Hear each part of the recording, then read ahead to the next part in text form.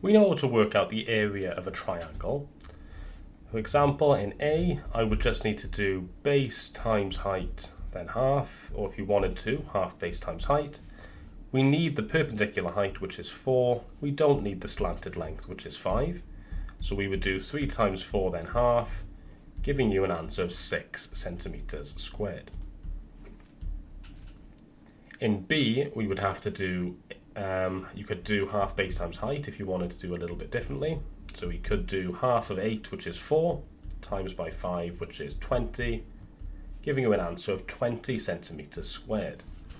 You might have to think a bit more in C, simply because we can see the base is 10 centimeters and the perpendicular height is 6 centimeters. We don't need the 7 centimeters.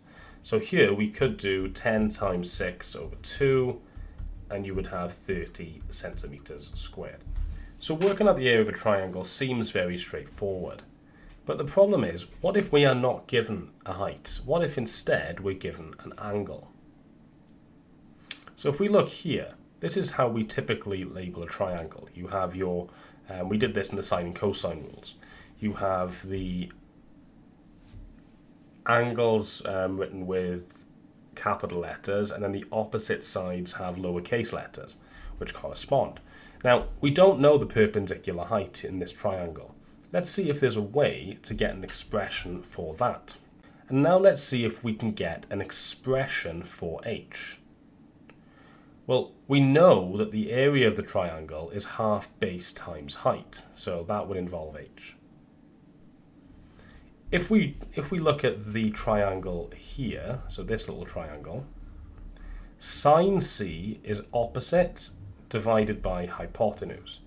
But we can see that opposite to c is this perpendicular height h, and the hypotenuse is just little a. So we can write down sine c equals h over a. To get h on its own, we can multiply both sides by a. So we see that h is a times sine c. But we can substitute this expression back into the area formula at the start. So we have area is half b times a sine c.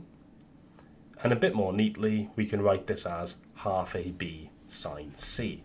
So if you want to find the area of any triangle, you just need to work out half times 2 sides times the sine of the included angle. Let's have a look at some examples. So if we want to find, I'm just going to put this over here.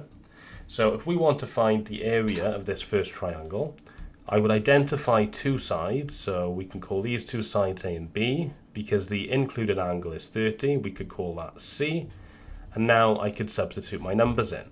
So I would have area equal to half AB sine C. So area equals half times 4 times 12 times sine 30.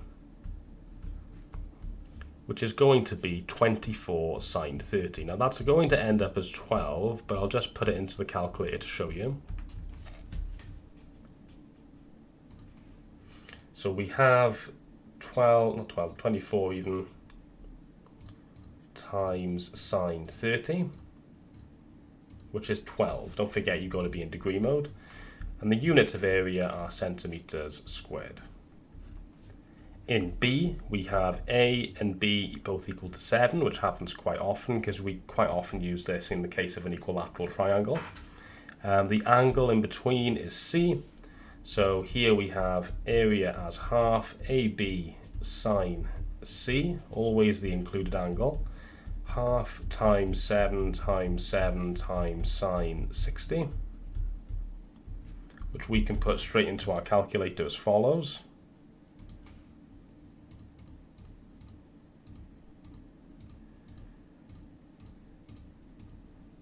And you get 21.22 centimeters squared. Finally, in C, it doesn't look as though we have the included angle, but we can work it out. We add up the angles we know, 40 plus 20 is 60, and we take that away from 180, which gives you 120. So here I have A and B is 13 and 8, and then big C is 120. we have half times 13 times 8 times sine of 120.